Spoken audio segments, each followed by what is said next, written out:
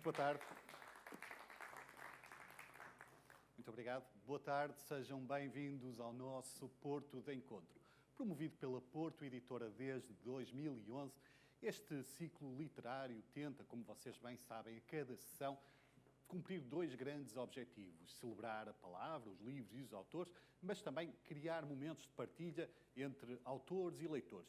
E é o que certamente vai suceder esta tarde, ao longo dos próximos 90 minutos, numa sessão na qual temos o privilégio, o orgulho, diria, de acolher a primeira sessão de lançamento, a primeira sessão pública do novo romance em destaque, A Senhora das Índias, sobre o qual vamos falar detalhadamente ao longo da próxima sessão. Mas antes de falar do livro e do seu autor, deixem-me falar também dos outros convidados, a quem desde já agradeço pela sua presença. É o caso de Hugo Araújo, que volta a dar-nos o seu valioso contributo nas leituras, e como convidado especial temos uma estreia no nosso ciclo, a prova de que ao fim de 13 anos ainda é possível termos novidades para vos apresentar. Portanto, vamos estar à conversa na última meia hora, sensivelmente, com o João Fernando Ramos, reconhecido jornalista, que nos vai ajudar a conhecer ainda melhor a obra do autor em destaque. E o que é que poderei dizer sobre este autor em destaque? É a terceira vez que nos brinda com a sua presença. Ele é autor de uma obra literária que se iniciou sensivelmente em 2008 e logo com um best-seller, chamemos assim, A Escrava de Córdoba. Esse romance marcou, no fundo, o tom daquela que diria que tem sido a sua obra, já composta por 6 romances e um livro de contos. Ou seja, na sua maioria são romances históricos que nos desafiam a viajar no tempo e nos lugares, e em cada um desses romances há uma espécie de convite para descobrirmos acontecimentos, figuras, e resgatando-os do esquecimento. E é o que acontece também aqui na Senhora das Índias, o seu mais recente romance, que nos dá a conhecer uma vida extraordinária de Juliana Dias da Costa, uma portuguesa que viveu nos séculos XVII e XVIII, no território hoje conhecido por Índia, e uma figura fascinante que conseguiu chamar a atenção de imperadores, de toda a gente em seu redor. Portanto, é uma figura fascinante que vamos ficar a conhecer melhor nos próximos 90 minutos. Para já, uma salva de palmas, por favor, para Alberto S. Santos. Obrigado. Obrigado. Onde é que eu me sento aqui? Aqui, por favor.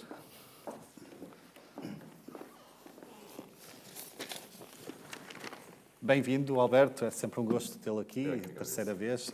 É a sua casa também. Vamos ter a oportunidade de mergulharmos nesta Senhora das Índias, e há muito para falar acerca dele e de tudo quanto implicou, mas permita-me começar com uma curiosidade. É a primeira vez, porque o livro anterior, As Amantes de Buenos Aires, é de 2019. Porque essa espera longa para os seus leitores, mais prolongada do que o habitual, geralmente tem conseguido publicar 2 em 2 anos, 3 em 3. Isso é sinal da complexidade que se revestiu o processo de escrita, ou meteu-se a vida também pelo meio? Bom, antes de mais, boa tarde a todos. Queria agradecer-vos por terem vindo neste dia difícil, especial, em que, para além do calor, muita gente está de férias, e é uma sexta-feira ao final do dia, e por isso, quem veio, eu queria manifestar a minha gratidão. Queria também saudar o Sérgio por ter vindo hoje também, estar aqui hoje, apesar de ser o organizador, porque é o aniversário dele, e portanto fico já aqui os meus parabéns públicos. Muito obrigado. E por isso não é todos os dias que temos alguém que podia estar a fazer outras coisas, nomeadamente a festejar o aniversário, e bem falar de livros, nomeadamente ao Porto Encontro. E bom, e saúdo também a Porto Editora, o João, que também está por aí, o Hugo, enfim, todos os que vão fazer parte desta festa neste dia de hoje. Este livro, de facto, como referiu o Sérgio, não saiu na cadência dos outros. Os outros 6 livros tiveram uma cadência de 2, 3 anos, e este, efetivamente, demorou mais do que isso. Isso prendeu-se com todas essas questões que referiste, ou seja, o processo de investigação para este livro foi mais duro, mais longo, mais demorado. As fontes da investigação estavam mais distantes, estavam longe. estavam na Índia, eu tive que mandar vir muitos livros e muita base da Índia. E, por outro lado, meteu-se também a pandemia e, ao contrário do que aconteceu com muita gente que aproveitou a pandemia para ter um processo criativo, a mim a pandemia retirou o processo criativo. Ou seja, não me deixou estar num ambiente propício, no meu habitat natural para escrever. E, de facto, ainda foi algum tempo. E, por outro lado, cruzou-se também a minha profissão. Eu gostava imenso de apenas poder escrever.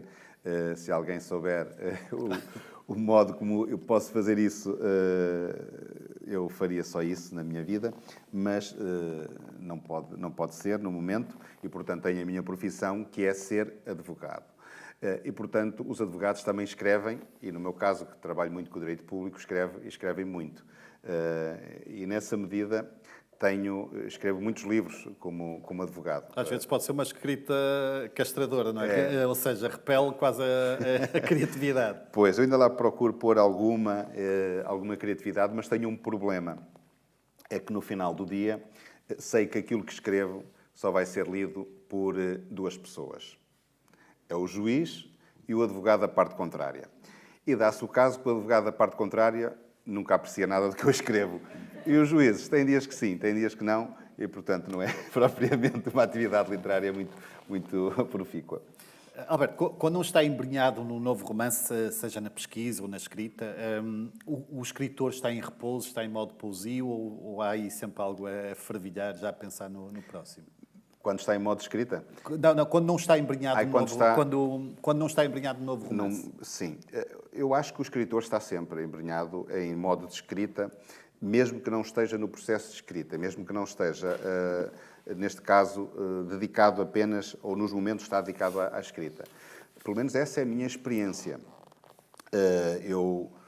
Um escritor é um tipo que normalmente está muito atento àquilo que acontece na sua vida. Ou seja, qualquer circunstância, qualquer momento, qualquer leitura que faça, qualquer conversa que tenha com um amigo, ou com um desconhecido, qualquer coisa que ouça na rádio ou na televisão, está sempre atento a isso e, de repente, são esses fragmentos de vida que são o combustível para iniciar, ou pelo menos para desinquietar, para a investigação e para saber um pouco mais sobre um tema que pode, efetivamente, dar uma história. Aliás, está aqui o Germano, a quem eu saúdo, já ouvi no início. Onde é que está o Germano?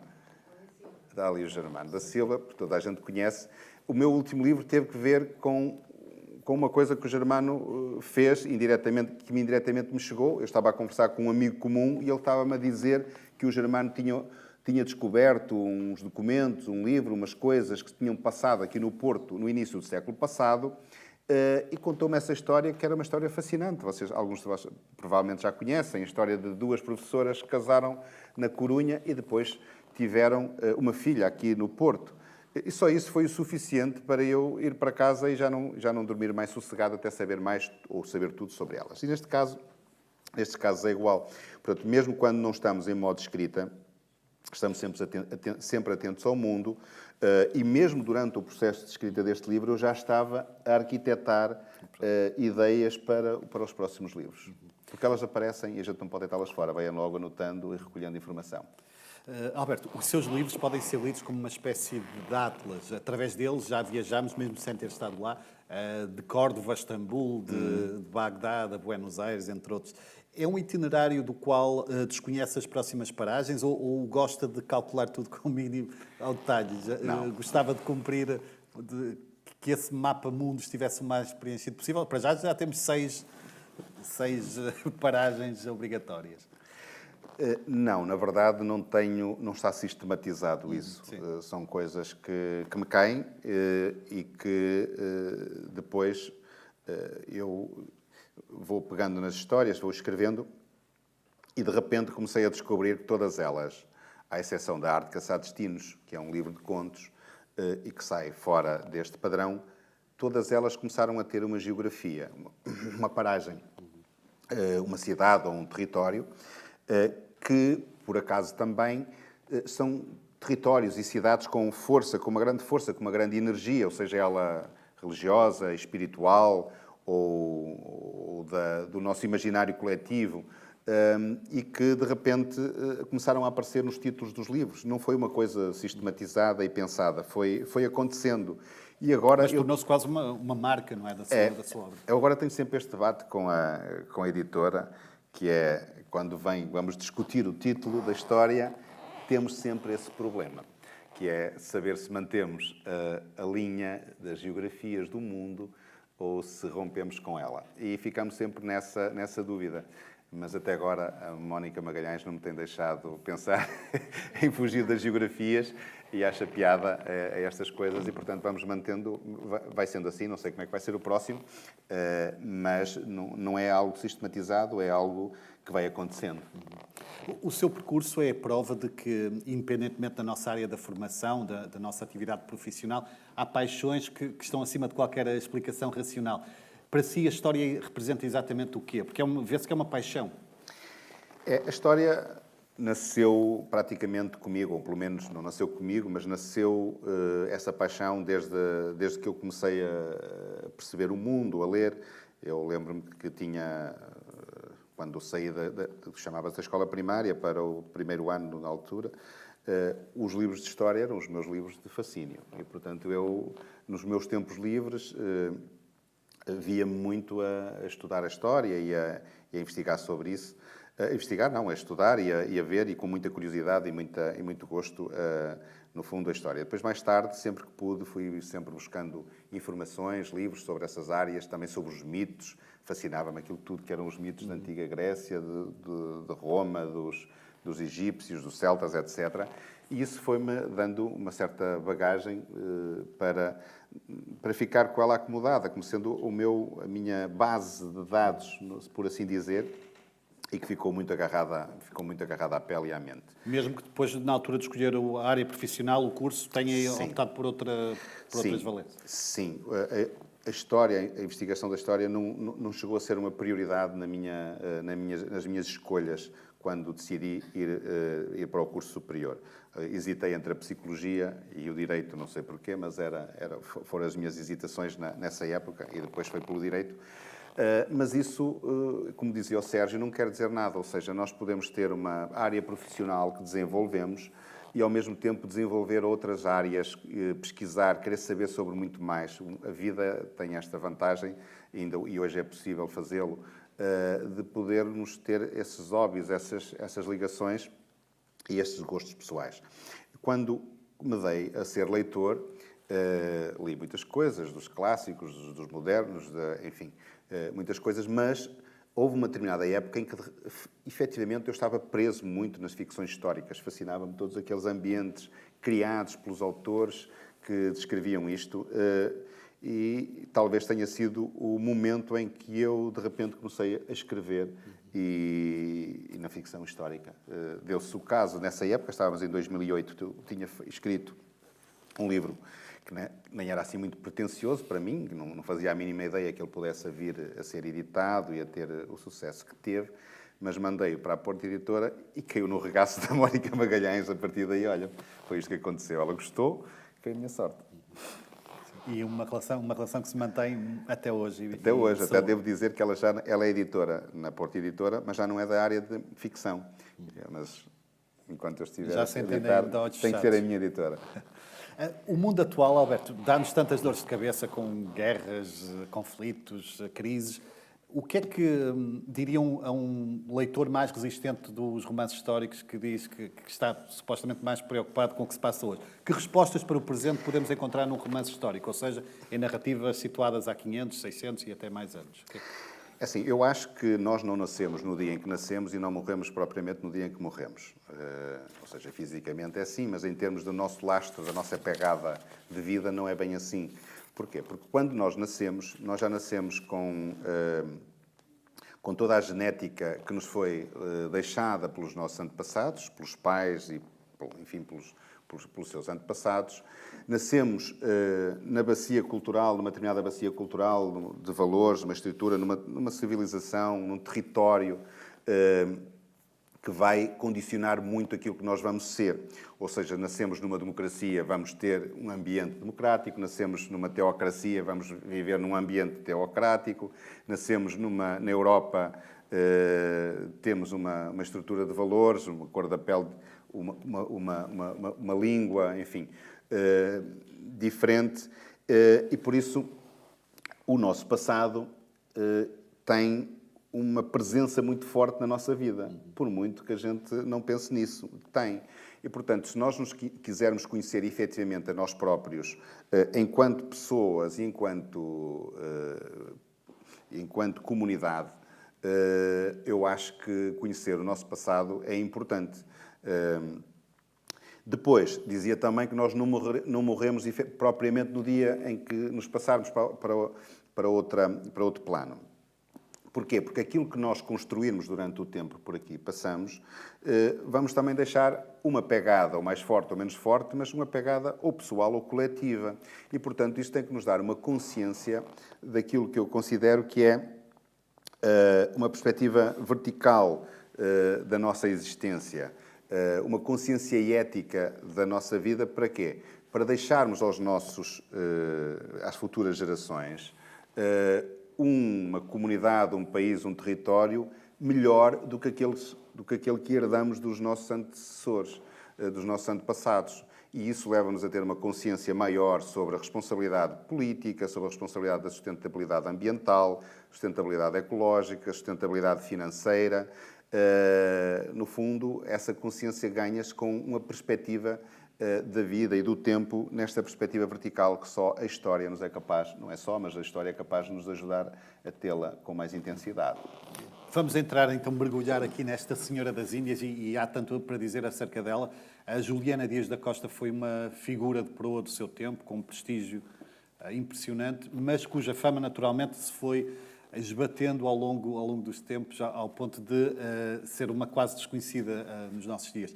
Como é que chegou ao seu conhecimento? Como nessas improbabilidades, ou melhor, nessas casualidades. Como eu disse há pouco, nós estamos sempre atentos a pequenos pormenores. E no caso, eu contactei com esta senhora por via de um embaixador holandês que, em 1712, visitou, neste caso, a corte do Império Mogol, estava em Lahore, que hoje penso que é no Paquistão, e ele foi lá porque os holandeses, como os ingleses e os portugueses, queriam negociar com aquele império que era dos mais poderosos do mundo para poderem ter as concessões comerciais, nomeadamente ali no Índico. E tinham de ir negociar isso com o imperador. E quando chegou lá, quem a recebeu foi uma mulher. Ele descreveu esse momento, aliás, ele está depois aqui retratado também no livro. Ele foi recebido por uma mulher europeia que falava todas as línguas europeias, mas mais importantes, também as línguas locais, que era uma senhora bastante poderosa na corte, era uma espécie de primeiro-ministro do imperador, e foi ela que preparou toda a recepção. Ele ficou espantado e relatou, no fundo, esses acontecimentos, que, aliás, esse relato desse senhor, que se chama Catelar, foi uma fonte, é um documento muito importante para se perceber, para ajudar a perceber como é que funcionava este tempo, como é que ela era, quem era esta senhora e a importância que tinha, sobretudo nessa época, foi a época de maior auge do poder dela no Indostão. E, portanto, foi assim. Eu li, entre muitas coisas que nos passam pelas mãos, passou-me esse relato. Um relato curto, mas que era impressionante. E a mim, ele impressionou ao senhor embaixador da Holanda e a mim impressionou-me também muito mais. Porquê? Porque era uma mulher que ele dizia que era portuguesa, que era cristã, num mundo muçulmano. Portanto, o norte da Índia era muçulmano, não era, a maioria do povo era hindu, mas a elite era muçulmana. E ela, enfim, tinha ali um poder enorme sobre o Império, sobre o Imperador, e tinha também uma presença muito forte naquilo que era a disseminação do cristianismo, mas a ajuda também aos jesuítas, a ajuda aos órfãos. Enfim, era uma mulher que de repente me pareceu improvável e impossível. E são essas histórias que eu gosto de contar. São essas histórias que, quando eu tomo conhecimento delas, me parecem totalmente improváveis e totalmente impossíveis, como aquela do Germano e como a outra, por exemplo, do Segredo de Compostela, quando me disseram que quem estava sepultado em Compostela era um herege. Eu achei tão estranho que quis contar a história. Falou em casualidade. Acha que é quase esse acaso que tem determinado, que tem feito vir até si essas histórias ou essas figuras? Sim, não sei. Talvez casualidade, mais importante, curiosidade. Sim. Sempre teve que ir ao encontro curiosidade é estar sempre com a antena ligada nas coisas mais improváveis e nos momentos mais improváveis da nossa vida. E em tudo que fazemos e que lemos e que nos passa pelas mãos ou pelos olhos ou pelos ouvidos. E depois, não sei se existe mais algum duende ou algum ser extraordinário que às vezes se metem comigo nos livros que tenha também orientado para aqui ou para ali. Há muito que admirar na figura da Juliana, as várias dimensões. Como diplomata, conseguiu ser aceito num território que não é fácil, professando a religião que professava, mas também como mulher do conhecimento, com uma cultura científica muito acima da média, e até literalmente como mulher de armas, não é? Que combateu no exército. Acha que essas diferentes dimensões se completam ou cada uma representava uma diferente faceta da sua personalidade? Sim, Juliana Dias da Costa é de facto uma mulher, cada vez que eu mais escavava para saber dela, mais me impressionava. Porque ela teve muitas vidas na vida longa que teve. Como aqui foi referido, ela foi, e depois vão perceber isso também na história, ela foi preceptora do príncipe, do filho mais velho, do imperador Aurangzeb, e tinha praticamente a mesma idade que ele. E porquê é que ela foi a preceptora dele? Porque ela tinha um conhecimento muito forte, foi muito bem preparada pelos jesuítas em vários domínios. Portanto, ela terá nascido ali, ou pelo menos terá sido levada ou nascido já no harém imperial, porque a mãe dela e os pais foram aprisionados numa cidade portuguesa da Bengala, que se chamava Ugli, e com mais milhares de portugueses que foram nessa época levados presos para Agra, onde estava a ser construído o Taj Mahal. Ela cresceu ali, mas depois saiu, foi para Goa e ali aprendeu, de facto, muito com os jesuítas. E depois, quando voltou novamente, já mais tarde, já depois da sua juventude, de facto, levava uma bagagem e um conhecimento extraordinário. Ou seja, falava já muitas línguas, escrevia fluentemente, tinham conhecimentos em medicina acima da média, foi preparada ao nível também da diplomacia ela também escrevia já cartas, tanto mais que já na parte final da vida ela correspondeu-se a partir de lá com o rei português, com Dom João V. Ou seja, o próprio Dom João V escreveu-lhe a ela e reconheceu-a como embaixadora, agraciou-a com várias honras, inclusive com o hábito de Cristo. Esta parte não vem aqui, mas só raras personalidades podiam receber esse reconhecimento. E, portanto, para além da faceta de guerreira, quando descobri que ela lhe foi concedida uma honraria militar, que nos homens se chama Khan, talvez já tenham ouvido falar, Gengis Khan, etc. Este sufixo Khan quer dizer um general ou uma pessoa com um comando guerreiro, que os turcos tinham essa, e os turcos e os povos daquilo do Oriente atribuíam aos seus chefes guerreiros. A ela foi atribuído também pelo imperador a honra de Khanum, ou seja, que é o mesmo nome para as mulheres. E, de facto, a seguir foi-lhe permitido ter estandartes, os estandartes de guerra. E os estandartes quais eram? Eram os estandartes cristãos. Foi possível, no exército deles, no exército do Hindustão, que era sobretudo muçulmano e hindu, ter uma companhia cristã, que ela era a comandante dessa companhia. Tinha lá os crismões cristãos, aliás, esse estandarte vem aqui reproduzido no livro, e, sobretudo, esteve na frente da batalha mais importante e mais mortífera do Hindustão, que foi a que levou a que o seu neste caso, o príncipe que ela acompanhou ao longo da vida, se tornasse a seguir imperador. Portanto, não vou fazer mais spoilers sobre o livro, mas estava só a explicar as facetas desta mulher. Não é raro vermos pessoas, acontece vermos pessoas com o dom da diplomacia, do conhecimento científico, da bravura. Mais difícil de encontrar, mesmo raro, é alguém que consegue conciliar isso tudo. Acha que era capacidade de sobrevivência, a vontade de sobreviver num território aparentemente que não lhe era favorável, que a levava a dominar tantos mistérios, tantas atividades distintas? Como pois, era uma sobrevivente? Sim, eu acho que ela beneficiou, talvez, de muitas circunstâncias, casualidades, improbabilidades desse tempo. Porque, na verdade, é uma estranheza que uma mulher, sendo cristã, sendo estrangeira, tenha tido tanto sucesso e tanto reconhecimento e tantos favores da família real do Hindustão na época. Isto teve que ver, obviamente, com a diplomacia dos jesuítas. Penso que isso é inequívoco, ou seja, os jesuítas também beneficiavam muito dos favores da corte, porque tinham outras redes e ajudavam também, quer de um lado, quer do outro, serviam de elos de ligação, quer entre a Índia portuguesa. Porquê é isto neste império, chama-se o Império Mogol, não é mongol.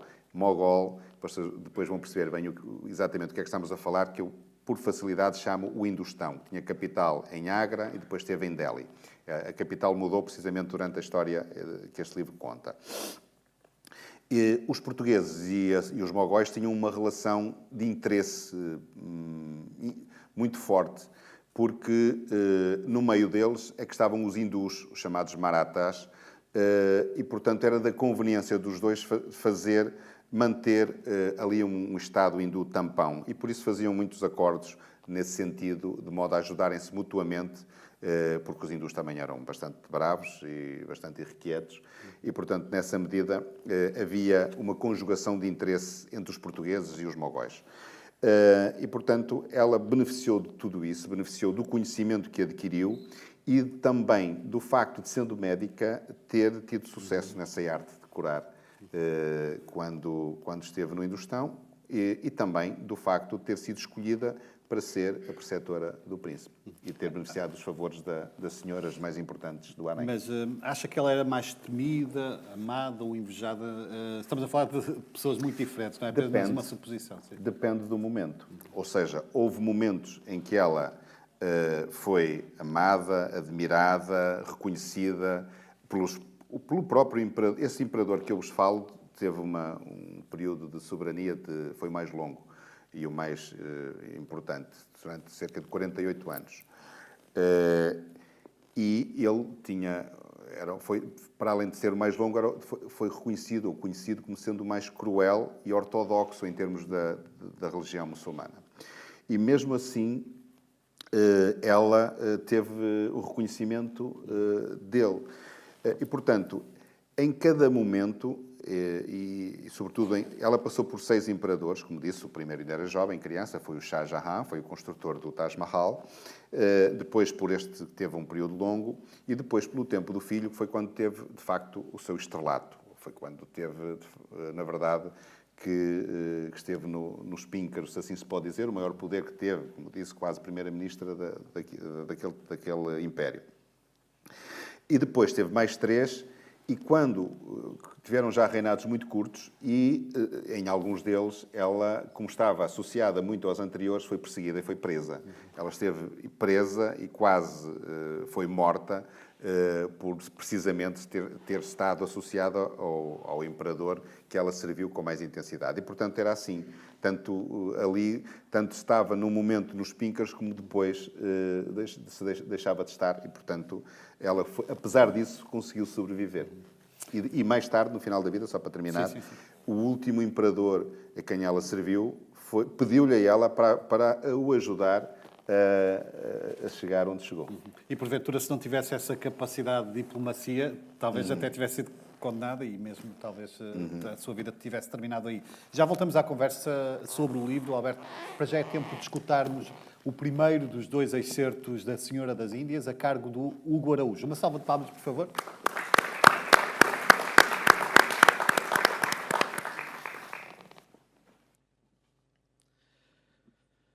Dos primeiros tempos da minha existência em Agra, pouco sei. Nem os mesmos serão dignos de especial registro. Apenas que a mãe me deu a existência com o nome Juliana Dias da Costa. A mãe reforçou os laços de amizade com a sua senhora e assim conseguiu que Anjo entrasse no harém real, livrando-se dos trabalhos de limpeza de excrementos dos elefantes do exército mogol.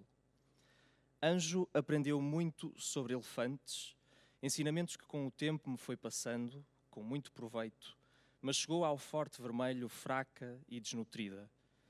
A mãe contara que, desconfiando que o fazia de propósito para poder subir uma escala no seu karma, mais um mês naqueles serviços e ela já não estaria entre nós. A primeira memória que tenho de Anjo foi quando, já com cerca de 5 anos, a acompanhei, assim como a mãe, ao grande bazar de Agra para procurar um ágibe de seda que a mãe queria oferecer à senhora pelo seu aniversário. Nesse dia, foi connosco também Muazzam, um rapazinho 2 anos mais velho do que eu, neto do grão mogol e o filho do príncipe Aurangzeb. Embora não fosse neto da sua senhora, a mãe rapidamente se tornou cuidadora de várias crianças de sangue real, nomeadamente dos pequenos príncipes e princesas que habitavam o harém e que preferiam a sua companhia às dos progenitores, muitas vezes ocupados em atividades múltiplas ou destacados para longos períodos de missão na administração do império, longe da capital. Muazzam não apreciava propriamente a companhia de uma rapariga, sobretudo mais nova. Por isso, ignorou-me o tempo todo, seguindo à nossa frente em grande palração com a mãe, sempre escoltados a alguma distância por 2 enormes eunucos negros, os guardiães do harém.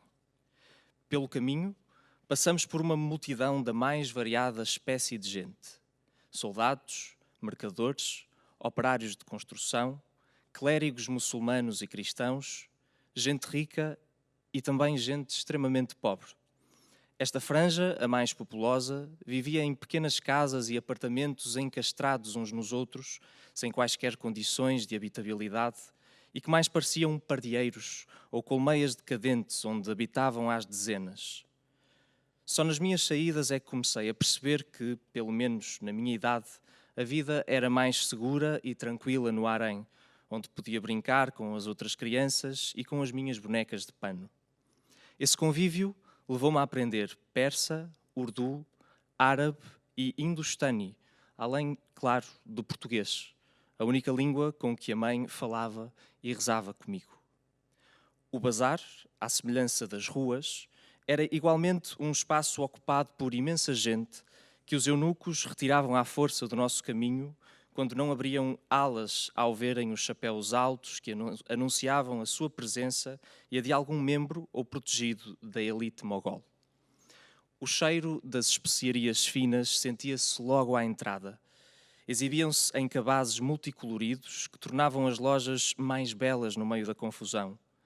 Tons amarelos, alaranjados, vermelhos, castanhos e brancos enchiam os olhos e os olfatos da multidão que, como formigas, gravitava à sua volta.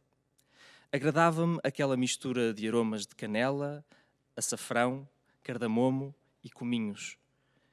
Mais à frente, um escarcéu de gritos e chilreios anunciava as lojas de pássaros exóticos, para logo a seguir surgirem os comerciantes de pão e frutos diversos. Paramos para descansar e tomar um sumo de romã, pois logo adiante já se viam as lojas de roupa e tecidos. No ar, ouvia-se um interminável burburinho de conversas e regateios, misturados com cacarejos e outros sons difusos e imperceptíveis. Alguns comerciantes e transeuntes olhavam-nos com curiosidade e respeito.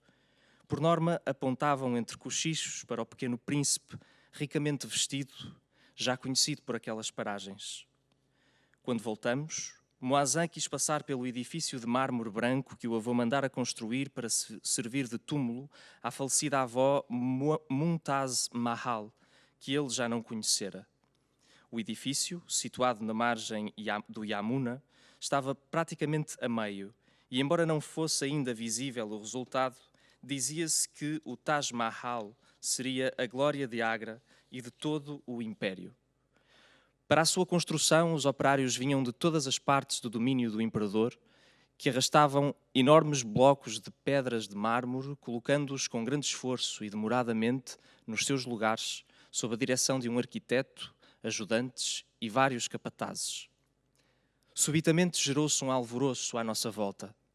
Moazan desaparecera. A mãe ficou muito aflita, mais ainda do que os guardas que tinham a obrigação de zelar pela sua segurança e que perguntavam a toda a gente pelo rapaz. Os trabalhadores foram obrigados a parar e começaram a ser questionados pelo seu paradeiro. A notícia deve ter corrido rapidamente até ao trono do pavão, pois o imperador, em pessoa, não demorou a chegar ao local, esbracejando, furioso, com os eunucos e com todos os responsáveis da segurança que encontrava pelo caminho. Na verdade, até aquele momento, ainda não tinha percebido o que estava a acontecer, pois o que aqui relato resulta do meu conhecimento posterior. Com aquela idade, não entendia por que razão havia tanto alvoroço por causa do gosto do rapazito. Eu não apreciava serpentes, mas só ouvi como ele ficara fascinado com o encantador que, com a sua flauta, as fazia dançar a seu ritmo, dentro de uma tenda, numa apinhada rua por onde tínhamos passado.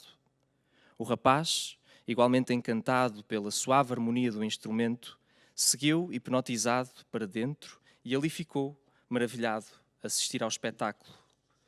Quando, na minha inocência, me apercebi de que era ele quem procuravam, esgueirei-me discretamente do local e corri em direção à tenda.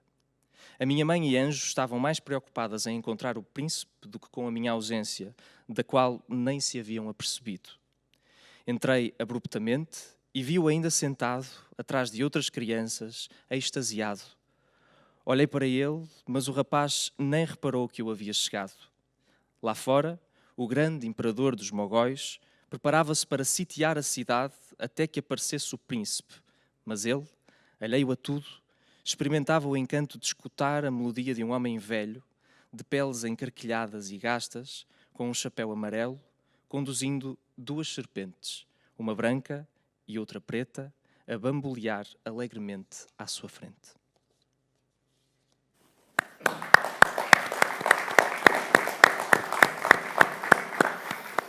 Obrigado, Hugo. Alberto, construir um romance, todo um romance em redor de uma figura sobre a qual não abundam muitos registros, deve ter sido desafiante, e já falou um bocadinho da pesquisa, do tempo que demorou até mandar vir documentos, livros que dessem mais pistas sobre a existência da Juliana. Apesar dessa escassez bibliográfica, julga que há uma certa vantagem nessa escassez biográfica, porque permite ao romancista fazer mais uso dessa componente. No fundo, não deixa de ser um ficcionista, embora muito ancorado em factos, mas há essa vantagem de escrever sobre alguém acerca da qual não existem muitos registros? Sim, sim e não. Portanto, é um desafio esse equilíbrio.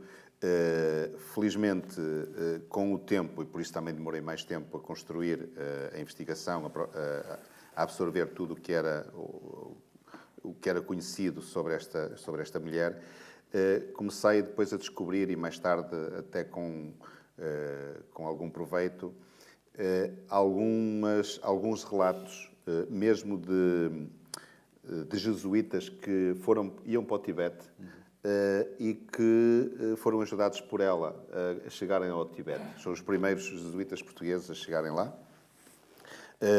E, portanto, descreveram muito sobre ela, ou muito, pelo menos, escreveram razoavelmente sobre ela. Há também um homem português que viveu em Goa, chama-se Gracias, qualquer coisa Gracias, que eu consegui descobrir o livro dele aqui no Alfarrabista Português, depois de muita investigação, aqui no Porto, precisamente. Tem lá esse livro, quase todo ainda a desfiar-se, mas também foi uma boa fonte de informação. E há também uma tese, um ensaio, uma investigação até muito interessante do diretor do Museu de Nova Delhi, um ex-diretor do Museu de Nova Delhi, que eu cito na badana do livro, que fez com outro senhor também uma investigação muito, muito interessante sobre a Juliana Dias da Costa e que ajuda também a enquadrar muitas possibilidades e muitos factos da sua vida, entre outros, que agora não vou estar aqui a amassar-vos com isso. O que é certo é que é possível construir hoje uma boa parte da sua passagem pela vida.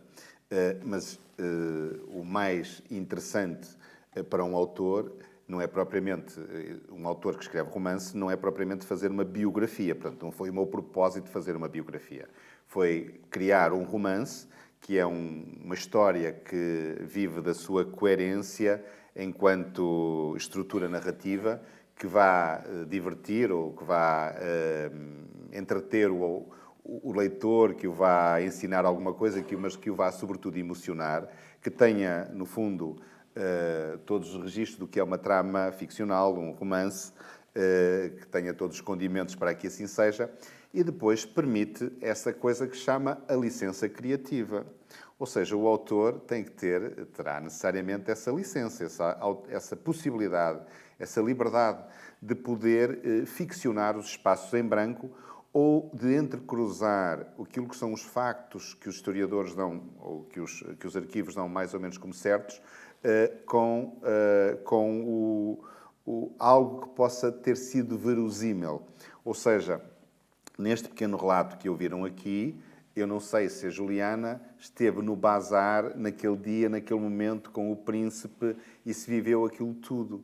Mas é verosímil que tenha acontecido, que ela tenha ido ao bazar e que tenha tido todas estas percepções sensoriais e todas estas questões que aqui nós vimos, porque resulta também da investigação, como é que funcionava, como é que era um bazar em Agra naquela época. E, portanto, a ideia é criar uma atmosfera, um mundo dentro de uma história que seja, sobretudo, verosímil e que, relativamente aos factos mais relevantes de um determinado tempo, de uma época, o leitor se sinta conhecedor deles. E depois há os leitores que são mais, mais entusiastas da verdade histórica e que vão escavar, vão eles próprios investigar para saber o que é verdade ou não.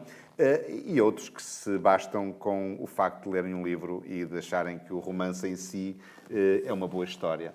E, portanto, os livros e a ficção história servem a todos os leitores. Já vimos, e o Alberto falou-nos isso também, que ela, ao longo da vida, Juliana Dias da Costa, fez questão de manter muito vivos os laços com Portugal, ajudando até em matéria de negócios, mas também portugueses que encontrava. Acha que ela se sentiu portuguesa até ao fim? Ou qual era? É impossível imaginar, não é? É impossível saber.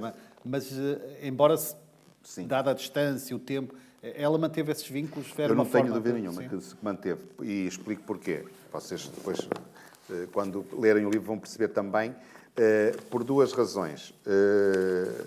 Entre várias, não é? Entre várias, porque ela viveu sempre ligada com os portugueses, sobretudo com os jesuítas. Mas houve dois momentos, num determinado tempo da sua vida, precisamente no momento em que ela estava mais forte e era a senhora que tinha os cordelinhos. Aliás, há um historiador que lhe chama a Madame de Maintenon, ou seja, que é no fundo uma simbologia relativamente à real Madame de Maintenon, que viveu na França e que, era uma espécie de uma cortesã que tinha o domínio sobre a corte pela relação que mantinha com o imperador. E ela também é chamada e apelidada como a Madame de Maintenon por alguns... Mas acha que é redutor?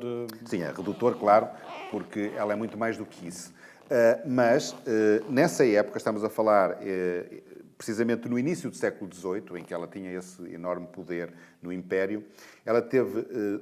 Há dois factos que ajudam a compreender isso. Um deles é que o imperador pretendia constituir uma frota naval forte para estar no Índico. E ela conseguiu convencê-lo a não fazer essa frota naval, precisamente para proteger a frota naval portuguesa e para manter o domínio de Portugal nos mares do Índico, que eram a nossa grande força naquela época.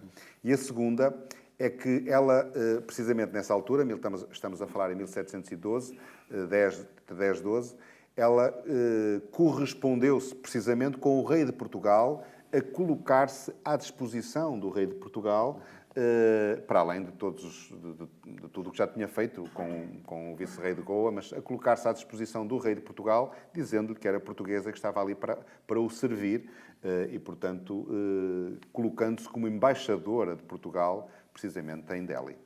Mas acha que devia ter sido a nossa coroa a fazer esse papel? Ou seja, mesmo antes dela se disponibilizar, no fundo, a auxiliar-nos. Nós, Portugal, a coroa portuguesa, devia ter sido astuta o suficiente para se aperceber dessa influência, desse poder que ela tinha e jogar a nosso favor? Sim, eu acho que quando se percebeu isso, quando chegou aqui a Lisboa esse conhecimento, o rei português procurou precisamente fazer isso. E as instruções que deu para a Índia, neste caso para o vice-rei, estão escritas, foi precisamente no sentido de lhe reconhecer esse papel. Por acaso dá-se aqui umas circunstâncias que vocês devem imaginar que hoje seria através de um mail ou de uma mensagem encriptada e rapidamente chegaria de Lisboa lá. Naquela época não era assim, portanto, as naus saíam em janeiro de Goa, chegavam cá em setembro e depois só voltavam no ano seguinte para lá e, portanto, as cartas demoravam um imenso tempo. Portanto, e há cartas que chegaram a ela e ao imperador a quem ela servia quando ele já tinha morrido. E, portanto, já as coisas chegavam muitas vezes tarde demais relativamente àquilo que era o efetivo tempo em que as coisas tinham que ser cumpridas. Mas, efetivamente, eu acho que, a partir de determinado momento, também o próprio Papa reconheceu o papel dela. Essa influência, esse poder que a Juliana Dias da Costa conseguiu é ainda mais notável porque ela nunca abriu mão das suas convicções religiosas. Julga que se ela tivesse sido mais, não diria astuta, mas mais diplomata, mais hábil nesse aspecto, se tivesse aberto mão dessas convicções, poderia ainda ter alcançado um poder ainda maior? Ou era essa diferenciação que a fazia especial também? Pois nunca se sabe. Essas coisas, de facto, nunca se sabe. Ela foi tentada, pelo menos pelaquilo que foi possível conhecer e também interpretar, terá sido tentada como todos eram tentados. O pai dela converteu-se ao Islão, logo depois da captura, pouco tempo depois. A mãe nunca se converteu e ela influenciou a filha para que nunca o fizesse também. E depois, quando ela ficou, precisamente, sob a alçada, quando a mãe morreu, ficou sob a alçada dos jesuítas, obviamente, a partir daí começou a ser formada e preparada para algo maior. E eu acho que é impossível saber como é que teria sido. Talvez, se tivesse convertido, passaria a ser mais uma no meio entre elas e não tivesse alcançado este estatuto. Porquê? Pelo facto de ser estrangeira e ser portuguesa, permitia-lhe estar precisamente a balançar permanentemente entre um lado e o outro. E vinha muitas vezes a Goa, tinha umas relações com o vice-rei. Ajudou Goa, esteve quase a cair às mãos dos hindus, e foi ela que convenceu o imperador a mandar um exército para obrigar os sitiantes a saírem das portas de Goa. Estávamos já praticamente em cima de Goa e, portanto, a história podia ter sido diferente se ela não tivesse feito esse papel. E, portanto, eu acho que o lado português e o lado da diferença foi também importante para ela chegar onde chegou, porque levou atrás dela um conhecimento e um respeito maior por parte da família real.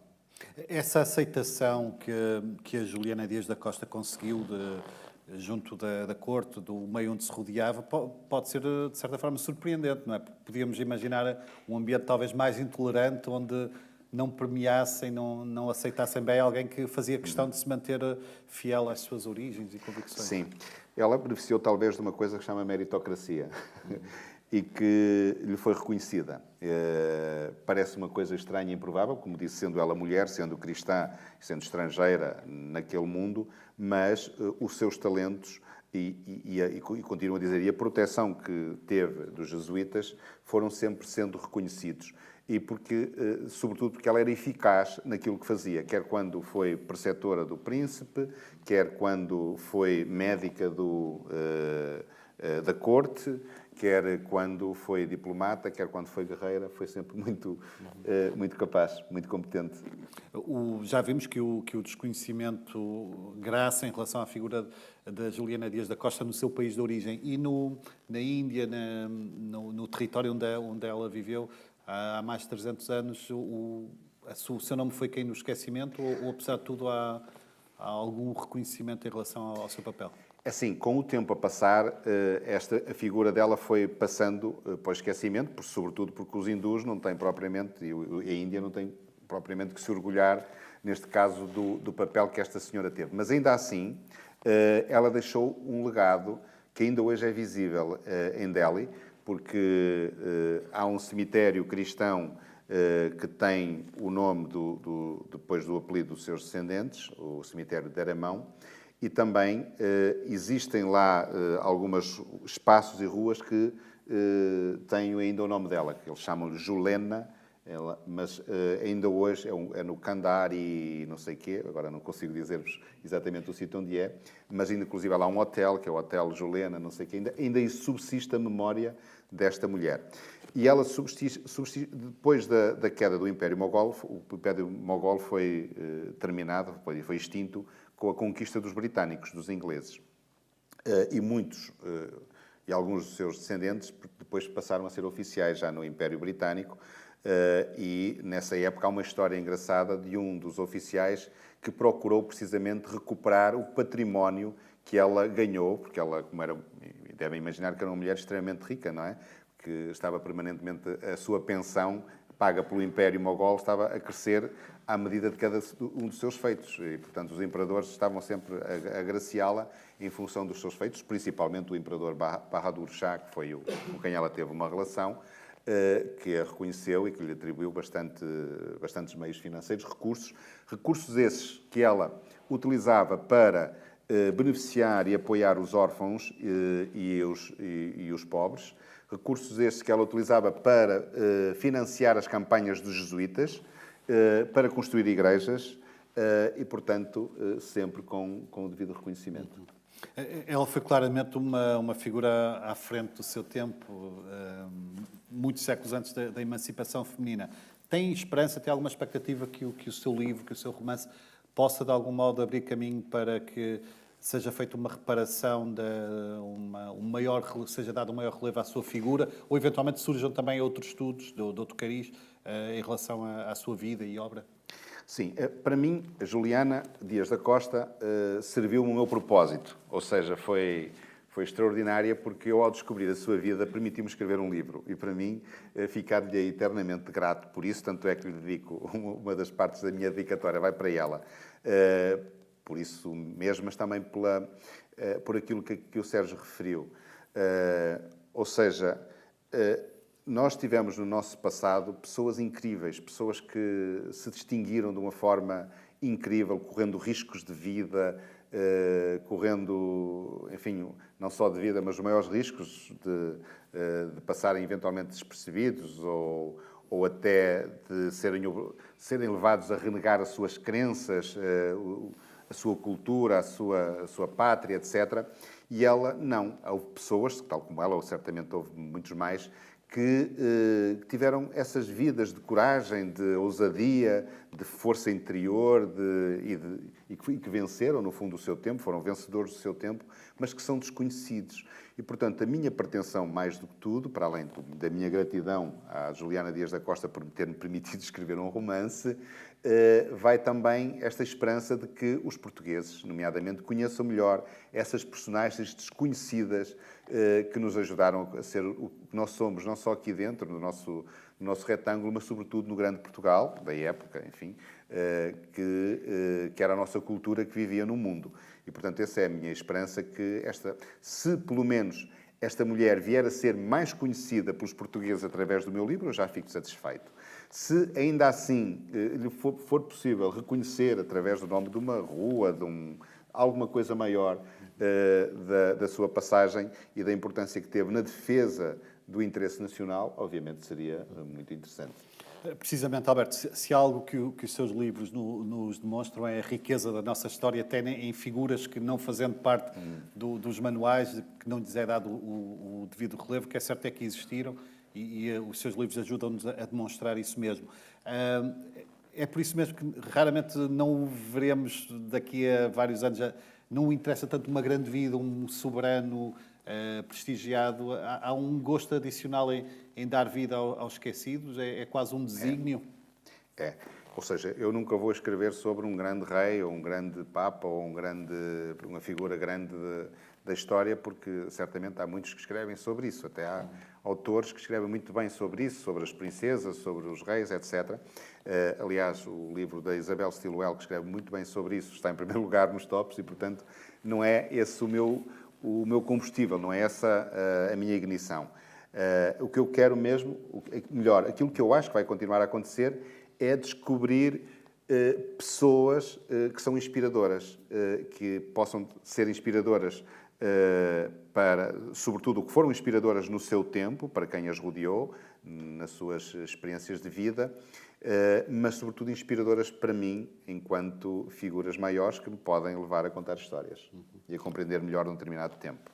Na investigação que fez, Alberto, confrontou-se certamente com a importância que a educação jesuíta teve na formação da Juliana Dias da Costa, nomeadamente na componente científica que ela dominava muito bem. Acha que esse contributo histórico desta ordem religiosa está injustamente esquecido? Sim, eu acho que sim. Eu próprio, foi uma surpresa grande. Eu sabia que os jesuítas eram uma ordem avançada, intelectualmente avançada, mas não tinha a noção de como eles tinham, naquela época, uma rede de informação e de conhecimento brutal. Ou seja, eles estavam permanentemente a corresponder-se entre eles, em várias partes do mundo. Eram talvez a organização mais global, porque aquilo que descobriam, por exemplo, em termos de conhecimento científico no Brasil, rapidamente se sabia depois na Índia é igual. Escreviam permanentemente cartas ao geral em Roma, aos seus provinciais, estavam sempre permanentemente a escreverem-se uns aos outros e a fazer os relatos daquilo que acontecia nos sítios onde estavam, que eram os relatos políticos, os relatos da vida da ordem, mas também a transmitir o conhecimento daquilo que descobriam. E, portanto... Foi um dos grandes erros a expulsão dos Eu acho que sim. Os judeus e os jesuítas. Enfim, por razões várias. Claro. A conversa está agradável, mas sei-lo-á talvez ainda mais se quando chamarmos um novo convidado, alguém que nos irá também trazer novas perspectivas sobre os livros do Alberto S. Santos. Uma salva de palmas, por favor, para João Fernando Ramos.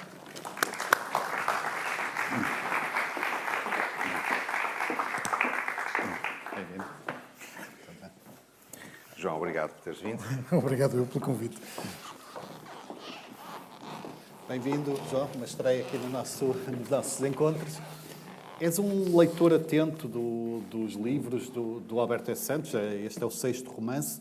O que é que te asseguram? Vamos fazer uma panorâmica do que ficou para trás, porque este acabou de sair, não é? Mas o que é que te asseguram estas jornadas, estas viagens através do tempo e dos lugares? O que é que tem trazido estas sucessivas leituras dos romances históricos do Alberto? Olha, falávamos aqui, ainda antes de subirmos ao palco, eu faço praticamente todos os anos o Caminho de Santiago, e um dos livros que mais me marcou foi o livro do Alberto, com uma história que as pessoas desconhecem, não é? Vamos lá venerar um santo, e poderá não estar lá sepultado um santo, mas sim um herege, e ninguém se quer lembrar disso. Mas é mais do que isso, e neste livro, pelo que consegui ler, o livro só me chegou ontem à mão, portanto só o li aqui em diagonal para perceber se era a mesma linha, mas percebemos até pelo certo que foi lido, transporta-nos para outro tempo, com os cheiros, sabores, com os barulhos, não é? De repente estamos no mercado, noutros tempos, em 1700 e qualquer coisa, junto ao Taj Mahal que está a ser construído. São imagens que nos marcam. Para te dar um exemplo,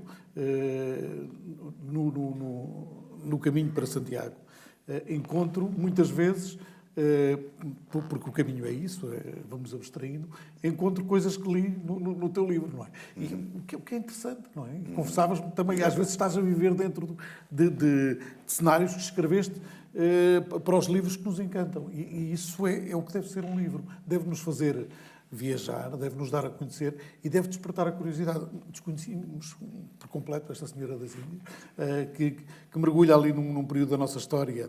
Nós temos um trauma com a Índia, não é? Perdemos as possessões quando toda a gente sabia que nós íamos perder, mas achava-se que tínhamos que ter grandes guerreiros a resistir para uma coisa que era impossível. Não assumimos isso na história. Aliás, não fizemos isso em vários pontos da nossa história. E isso eu ainda tive um bocadinho da escola primária antes do 25 de Abril. Falar em Goa da Mão e Dio era uma coisa que não era nada agradável, e o meu professor, como conservador, dizia sempre que isso era uma história que não se devia contar porque foi uma vergonha. Não é? E nós crescemos um bocadinho com isso. Aqui, se calhar vamos mergulhar numa outra parte da história onde não tivemos derrotas porque tivemos uma diplomata, uma mulher que se manteve firme aos seus princípios, mesmo num ambiente hostil. Isto é um bocadinho o ser português. É isso. Nós conseguir sobreviver, prosperar até nos cenários mais adversos. Eu já estive em sítios. Normalmente eu faço umas viagens de férias, mas depois faço outras viagens a sítios onde ninguém vai de férias. E mesmo nesses sítios onde ninguém vai de férias, aparece sempre um Tuga, como eu digo, que normalmente são pessoas fantásticas. Porque se adaptaram, porque conhecem a cultura, porque se movimentam bem dentro de outras culturas, porque são tolerantes, porque entendem as diferenças e sobrevivem com sucesso normalmente nos sítios onde estão, mesmo esquecidos.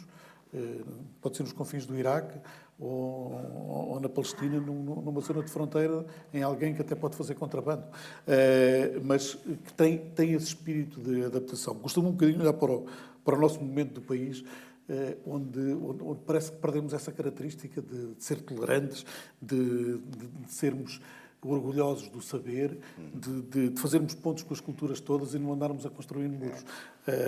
E espero que este livro também vá nesse sentido. Os outros, tu tens sempre essa preocupação de mostrar que nós somos um povo que tem valores, que sobreviveu ao longo de uma história imensa com um império onde efetivamente o sol não se punha, não era o britânico, era o nosso, e sobreviveu com essa característica que nós não podemos perder, de tolerância, de respeito, mas também de aventura. Os portugueses são aventureiros, não têm grande medo de viver, e esta mulher não teve medo de viver perante essas diferenças todas. Adaptou-se, afirmou-se, estudou, e conseguiu ser uma pessoa importante num momento da história. Estou muito curioso para ler isto. És autor também de um romance histórico e gostava de falar um bocadinho sobre isso, sobre Dom João I. Portanto, sabes bem as dificuldades. Mas com um rei importante, não é? O que é mais difícil ainda. Mas qual a dificuldade? Todos aqui somos leitores de romances históricos e aproveitando essa tua faceta também de escrever um romance histórico, quão difícil é a tentativa de transportar o leitor para uma época histórica remota, como foi o caso, por exemplo, de Dom João I?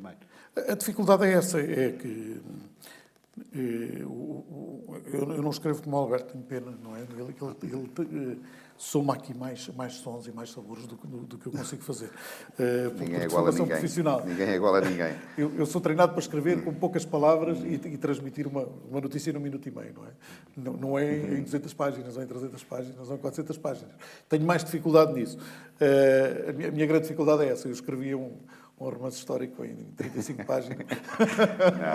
Não. A história estava ali toda, mas não, depois há outra história.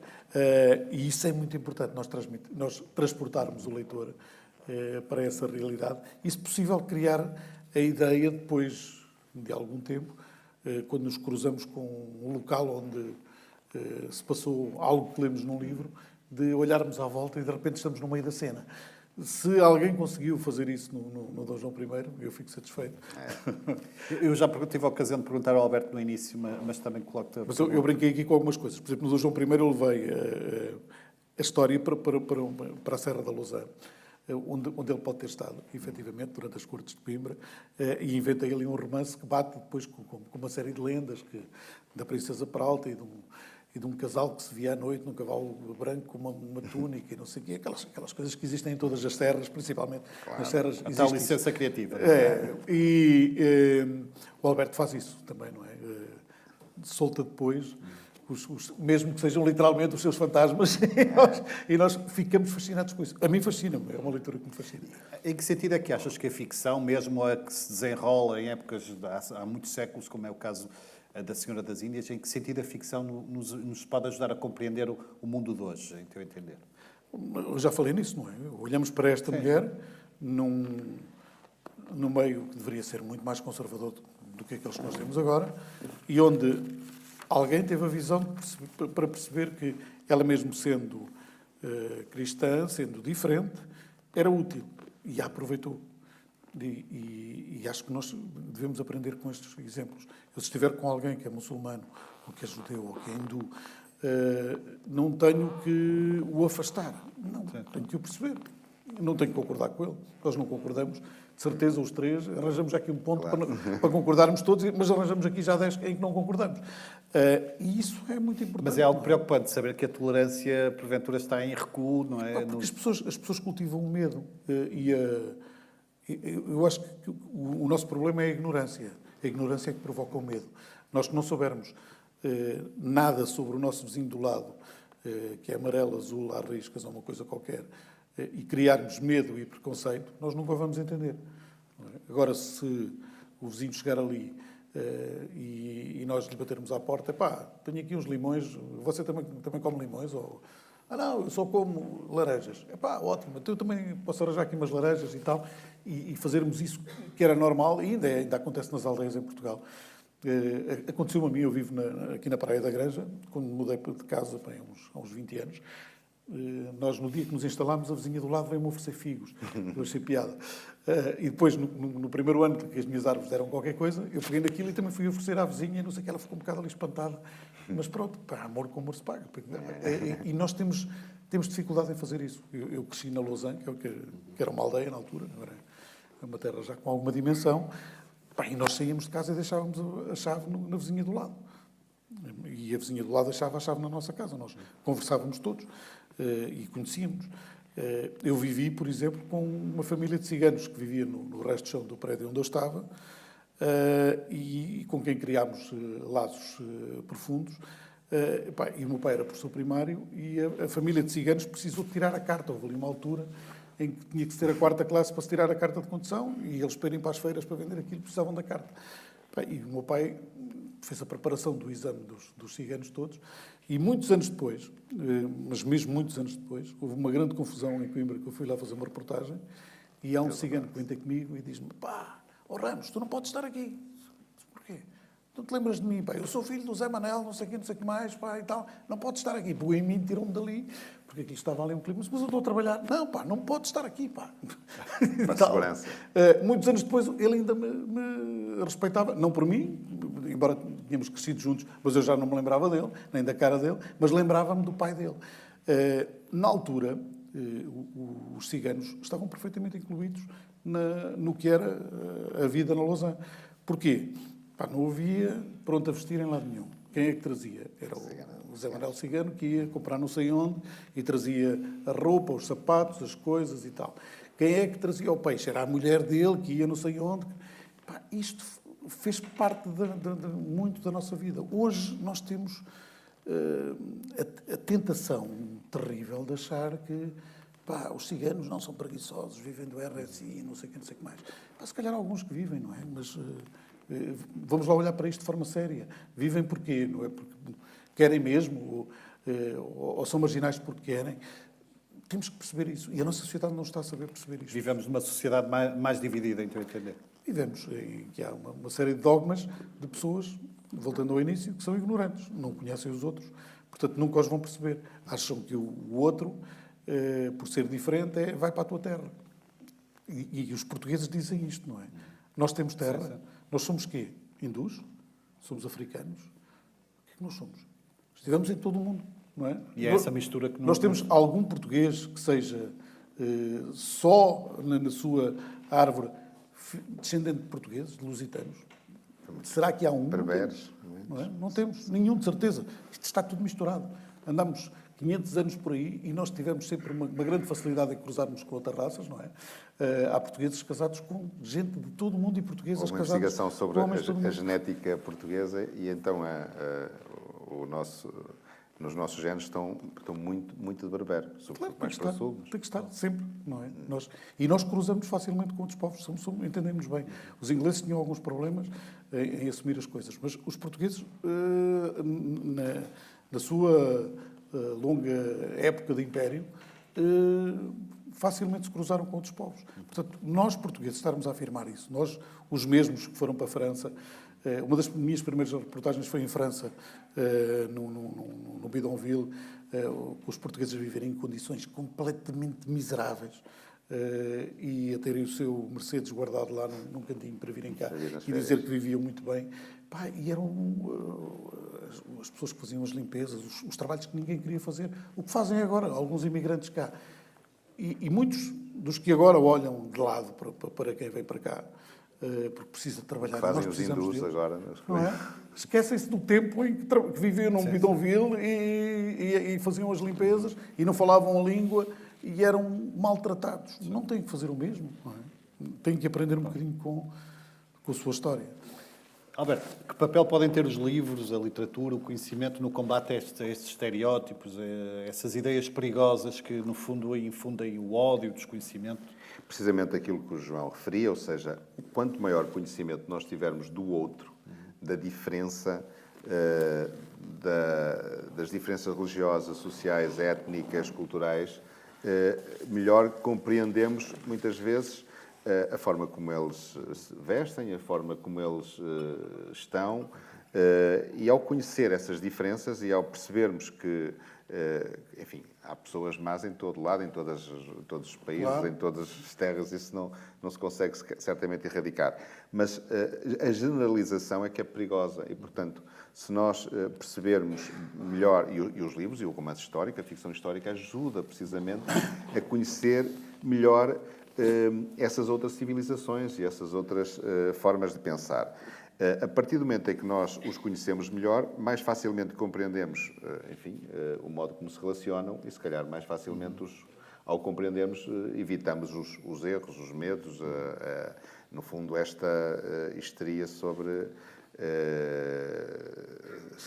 a ideia de que o que é diferente é mau e que as pessoas que têm outras culturas são necessariamente pessoas pérfidas ou más, o que vem contaminar aqui a nossa arianidade ou o que seja.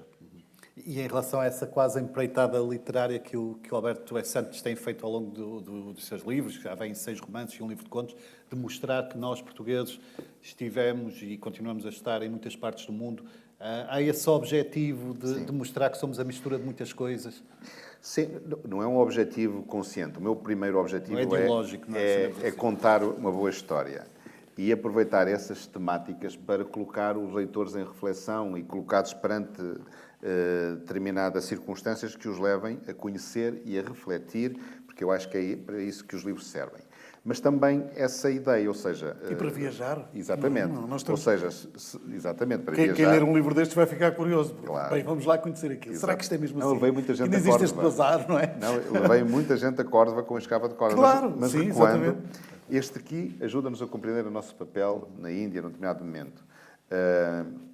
Se recuarmos, por exemplo, a profecia de Istambul ajuda a compreender o papel português e espanhol, portanto ibérico, no Mediterrâneo, na bacia do Mediterrâneo, precisamente no século XVI, que foi o período de ouro da nossa expansão coletiva aqui na Península Ibérica, e que tivemos também um papel importante e também o papel que desempenharam na altura os judeus portugueses que foram corridos daqui e que foram buscar outras paragens pelo mundo. Mas, por exemplo, a escrava de Córdoba ajuda a compreender uma outra realidade que toca naquilo que o João referia, que é, no fundo, ela passa-se à volta do ano 1000, que é naquilo que é o Portugal primordial, ou seja, quando o território está a efervescer e a preparar-se para, pouco tempo depois, 100 e tal anos depois, tornar-se independente. E aí percebemos que Portugal, um país pequeno, mas que tem aqui uma espécie é formado por uma espécie de um arco voltaico, que com uma ponta aqui a norte, com uma influência europeia, diria céltica, dos povos que vêm da Germânia, etc., que cruza com outro arco voltaico com influência mediterrânica, dos povos que vêm do Mediterrâneo, dos gregos, fenícios, cartagineses, etc. Depois, mais recentemente, dos mouros, dos muçulmanos, que subiram e que tiveram uma presença enorme. Quase tanto tempo que nós temos de nacionalidade, os mouros estiveram cá, em grande parte do nosso território, e, portanto, nós somos temos esta riqueza extraordinária. Portanto, por isso é que quem ler esse livro, ou quem o leu, percebe que na formação de Portugal, naquilo que eu chamo o Portugal primordial, estiveram essas presenças tensas nesse momento, mas que depois esses 2 voltos, esse arco voltaico que eu referia, se cruzou e formou uma nação, que é a nossa, que hoje é una e que é a nação e o país com as fronteiras mais estáveis do mundo neste momento. Já voltamos à conversa, embora já não estejamos assim tão longe como isso do final da sessão, mas ainda temos tempo de escutar pela segunda e última vez um excerto do novo romance de Alberto S. Santos, por Hugo Araújo.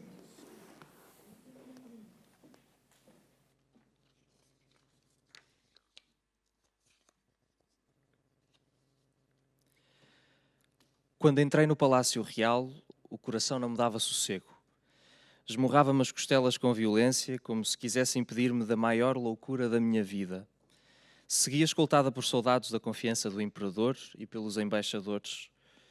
O pai não fora convidado.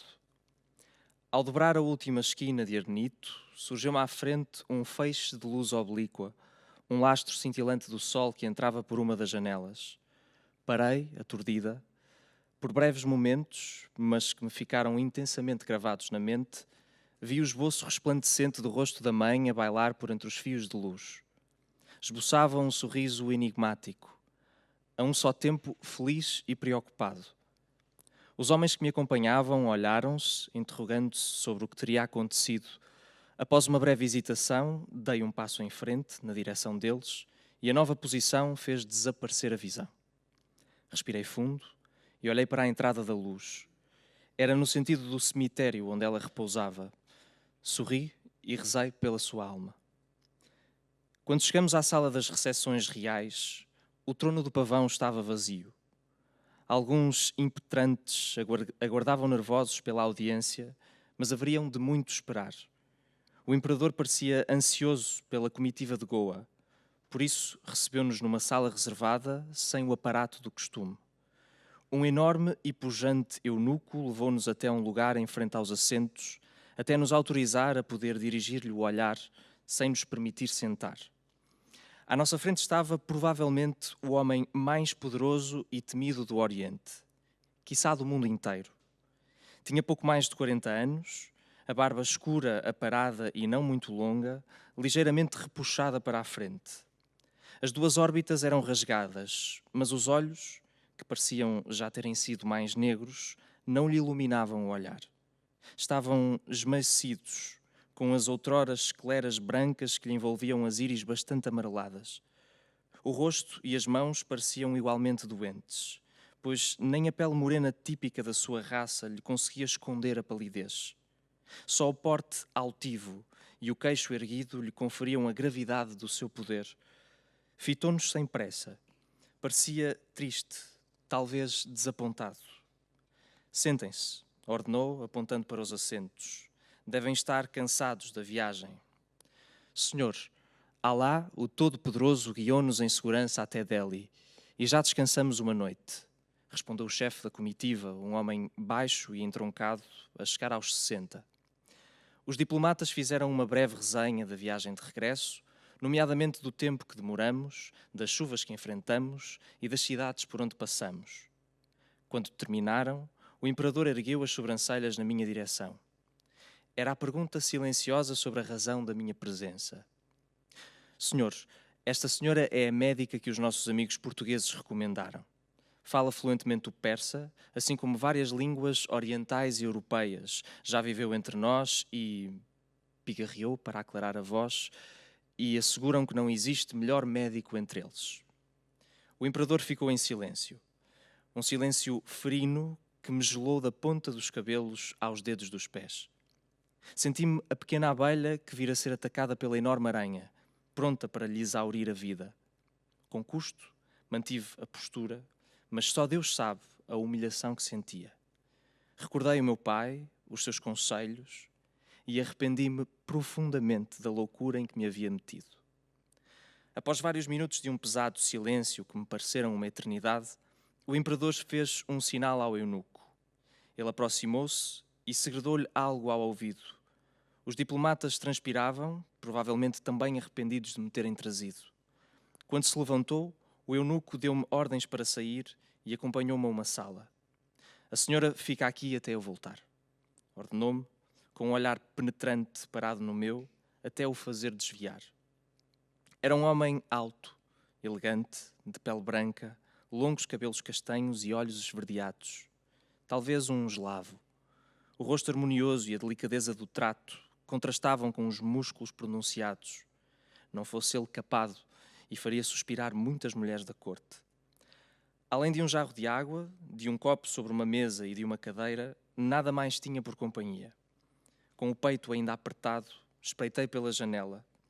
Lancei o olhar para longe, para a praça onde anos antes havia encontrado o astrólogo português que fervilhava igualmente de gente a caminhar em várias direções. Tive vontade de voltar a ser apenas uma daquelas simples criaturas despreocupadas, seguindo em direção ao bazar, ou mesmo de procurar uma comitiva que se dirigisse para Goa. Mas ali estava eu, sem perceber bem o que o destino me reservava. Barafustei interiormente com o padre Magalhães e os jesuítas goeses e com o miserável plano com que me convenceram a aceitar aquele arriscado papel. Pensei, então, no que estaria a acontecer na sala do lado.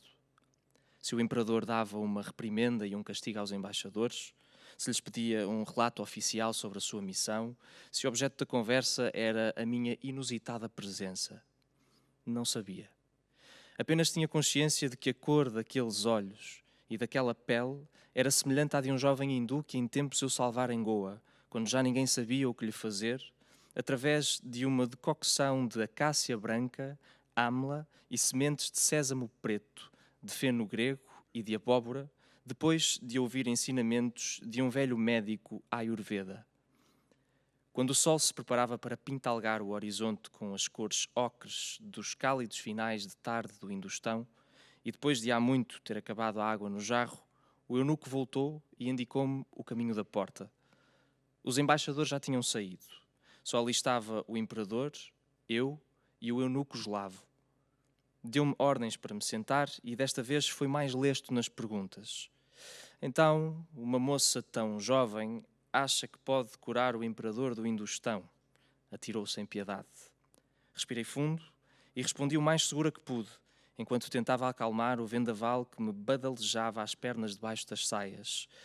Senhor, há quem tenha achado que sim. Quem nos conhece e beneficiou das nossas medicinas talvez tenha mais certezas sobre os nossos talentos do que nós próprios. Não me diga que não está certa dos seus conhecimentos. Mais uma armadilha que me atirava às pernas. Olhei-o com calma antes de responder. Era evidente que o imperador estava cansado e doente. E talvez desesperado por não poder usar a força física que o fizera um destemido general à frente das suas tropas, desfeitando sem piedade os inimigos do império e os partidários dos irmãos.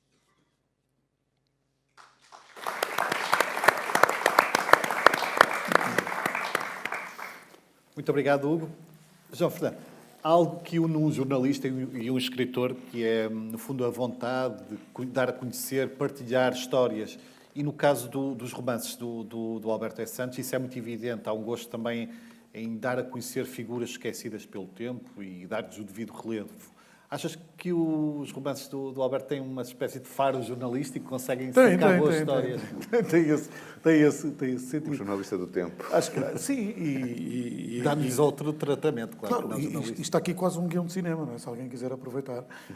Não será difícil fazer um filme a partir de um destes livros, ou fazer uma boa série. E esta senhora poderia dar certamente uma boa série de ficção para alguém que queira produzir uma coisa como deve ser.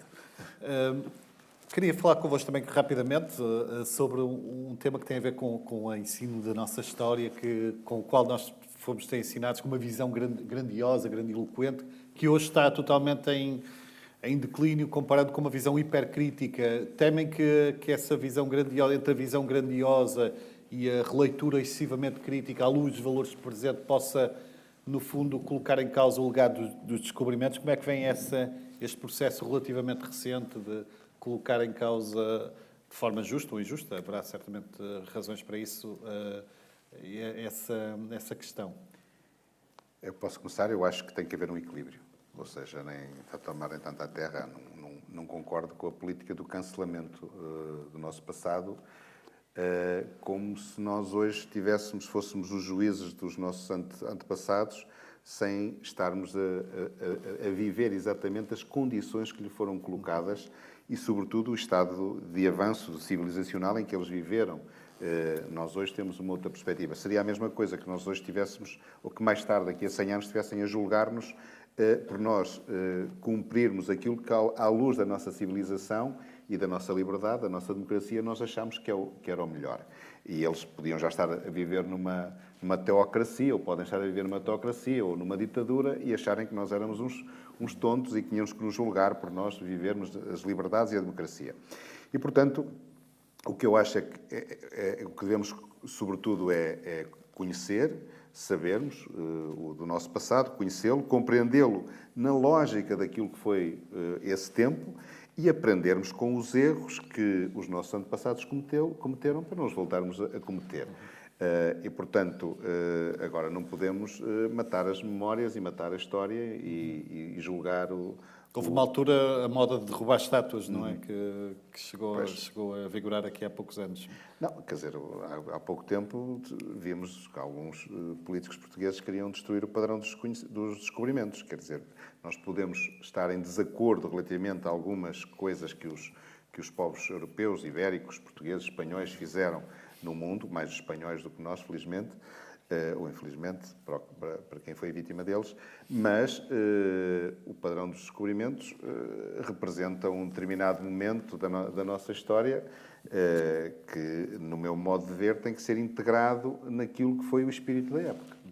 Mas coisas boas e coisas más. Esta releitura pode dar uma importância adicional aos romances históricos, no fundo, uma visão mais equilibrada que por um lado, como se vê nos seus livros, nem fazem essa apologia grandiosa do que fomos. Não, a ideia não é ser apologista de nada, é contar efetivamente o que acontecia na lógica, enquadrado no espírito, na mundividência de um tempo. Que a parte até mais difícil é a mentalidade, é passar, criar um ambiente dentro de um livro que representa ou que espelhe um pouco o que era a mentalidade de uma época, mas para ser lido por um leitor da atualidade. E esse jogo, esse equilíbrio, muitas vezes é difícil. João. Estou de acordo aqui com parte das coisas que o Alberto disse. A história é um caminho e nós não podemos olhar agora para o tempo do Império à luz do nosso conhecimento de hoje e da nossa forma de olhar para o mundo de hoje. E nós fomos sempre corrigindo os passos. Agora é importante aprender. Mas também havia uma visão excessivamente. Nós ainda apanhámos isso nos bancos escolares, na escola, essa visão muito romântica, grandiosa da nossa história. Mas que também servia à história da altura, não é? Sim, sim. Essa ideia grandiosa servia para nós vivermos isolados do resto do mundo, porque tínhamos um passado e um império e por aí dentro, e não precisávamos de ninguém. Foi numa altura em que estávamos isolados com a guerra colonial, com as Nações Unidas a tomarem decisões contra Portugal e a forma de explicar aqui as coisas, não, nós somos os descendentes do Afonso Henriques e dos conquistadores e fomos o país que o Dom João V desenhou, que tem fronteiras globais por aí dentro. Embora já não fôssemos nada disso, não é? Nós estávamos num momento de decadência, porque não queríamos negociar a independência das colónias e queríamos mostrar, de alguma forma, ao nosso povo e a todos aqueles que viviam connosco pelo Império, que não precisávamos de ouvir ninguém. Aprendemos com isso com o 25 de Abril, não é? Fizemos uma revolução e dissemos, bem, afinal temos que ouvir os outros, temos que perceber, mas isso não quer dizer que, de repente, essa imagem, se calhar até muito romanceada, que se fez durante o Estado Novo dos nossos tempos gloriosos, eram só de alguns tempos. Mas não temos que esquecer isso, porque o Estado Novo se utilizou desse período da história. Pelo contrário, acho que devemos olhar para isso com orgulho daquilo que fizemos no mundo. Fomos nós que fizemos, foi o nosso povo, o povo português, que fez tudo isso, mas também com vergonha, à luz da nossa leitura de hoje, de algumas coisas que nós hoje consideramos completamente inaceitáveis. Hoje, na altura, não considerávamos. E isso, se calhar, fez parte da evolução de todos nós para chegarmos hoje a esta convicção de que coisas como a escravatura, como a ocupação da terra de outros povos, são erradas. Construímos isso sobre a nossa história. Temos que ter vergonha disso. À luz de hoje, eu preferi viver num país que não tivesse feito escravos. Mas se calhar se não tivéssemos feito escravos, hoje não teríamos essa leitura. Não teríamos a língua portuguesa espalhada pelo mundo? Claro, não tudo teríamos... isso, tudo isso. Portanto, houve uma fase da história em que isso teve que acontecer. Agora, não temos que ter aqui, eu julgo que não, que é também de novo o desconhecimento. Essa ideia revisionista, há uma série de Estados que pilharam tudo por onde passaram. Felizmente, a cultura portuguesa não é uma cultura de pilhagem, nunca foi. Nem tínhamos gente suficiente. Exatamente, nós a começar por aí. Misturar com eles. Começar por aí, tínhamos que nos misturar, senão estávamos desgraçados. Então, na Índia, isto ainda é mais verdade. E a África também, numa boa parte de África. Portanto, hoje estarmos a olhar, porque outros países que tiveram uma atitude... Cada Estado é um Estado, cada povo é um povo. E o povo português, acho que não tem que olhar para trás, tem que perceber, à luz do que é hoje, coisas que nós não queremos fazer. Não queremos outra vez escravatura, não queremos outra vez andar a ocupar territórios porque achamos que temos que crescer. Não, mas isso é o que nós pensamos hoje. Há 500 anos não se pensava assim. E o país evoluiu nesse sentido, o mundo evoluiu nesse sentido. Se calhar não tínhamos que matar os jesuítas. Resolvemos matá-los e expulsá-los daqui e percebemos hoje que eles tinham uma fonte de conhecimento brutal que podia ter sido útil ao país naquela altura. Nós mergulhámos depois ali, quando expulsámos os judeus e os jesuítas, mergulhámos depois ali num tempo de trevas brutal em termos de conhecimento. Porquê? Temos que aprender com isto. Se calhar hoje não temos que andar aqui a perseguir ninguém, porque daqui a uns tempos, daqui a 200 anos ou 300 anos, os que cá estiverem vão olhar, pá, aqueles gajos eram mesmo burros, pá, então foram fazer aquilo e tal. E nós estamos um bocadinho hoje a perceber já, porque isto tudo agora anda mais depressa, que se calhar estamos a fazer algumas asneiras nisso e não devemos na nossa história. Acho eu. Sim. Obrigado, João. Uma última pergunta, Alberto. Já está decidida qual a próxima viagem literária para onde vai embarcar e onde nos vai levar enquanto leitores? Como eu disse no início, estamos sempre com a antena no ar à procura de histórias. E eu tenho várias para contar e há duas que neste momento estão a ganhar terreno às outras e há de haver uma que vai ser a ponta final, que vai chegar mais depressa à meta. E, portanto, sim, provavelmente vamos viajar até ao Brasil. Fica o desafio e a curiosidade. Resta-me agradecer ao Alberto S. Santos, ao João Fernando Ramos e ao Hugo Araújo pelo excelente contributo. Um agradecimento, claro, a todos vocês que estiveram presentes hoje num horário incomum para o nosso Porto de Encontro. Nós vamos voltar no dia 16 de junho, é um sábado, às 17 horas. Vamos ter aqui a primeira sessão da apresentação do novo livro de Isabel Rio Nova, muito esperada biografia de Luís de Camões, que vai ser apresentada nesse dia. No final, daqui a poucos minutos, o Alberto S. Santos vai estar disponível para os autógrafos na entrada do auditório. Muito obrigado. Boa tarde. Muito obrigado.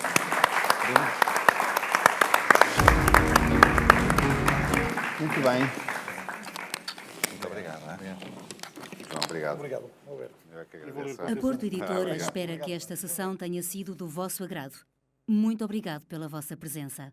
O Porto de Encontro conta com o apoio da Câmara Municipal do Porto, das Livrarias Bertrand, do Jornal de Notícias e da Antena 1.